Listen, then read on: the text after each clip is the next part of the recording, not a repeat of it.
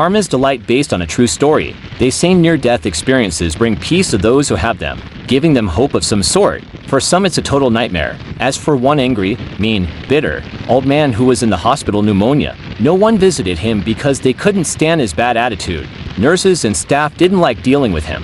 His pneumonia was bad. He passed away, but only for a moment. The machines flatlined and alarms dinged, but this man had a DNR. So as the nurses came in, all they could do is turn off the machines. A DNR means do not resuscitate.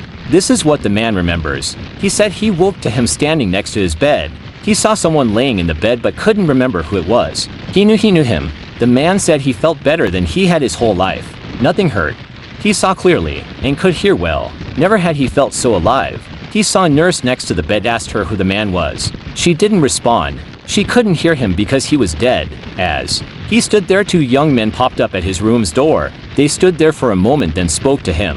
They said, "Hey, you come with us." He stepped out in the hallway with them. He assumed maybe they were staff because of their scrubs. When he went to the hallway, there was a group of people greeting him. He didn't understand what was going on, nor did he realize he was dead.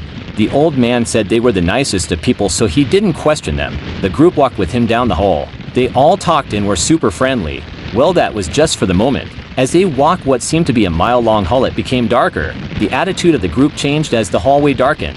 The group, once nice and cheerful, then started being mean to the man, pushing him and saying mean things. The darker the hallway, the more cruel they become. Finally, once in nearly complete darkness, they began to torturing him, doing unspeakable things to him, pulling, cutting, scratching, stabbing, and whatever else you could imagine. As they tortured him, he remembered how cruel he had been in life. All the innocent people he had done wrong. He began to cry out, saying he was sorry for what he had done, begging for the torture to end.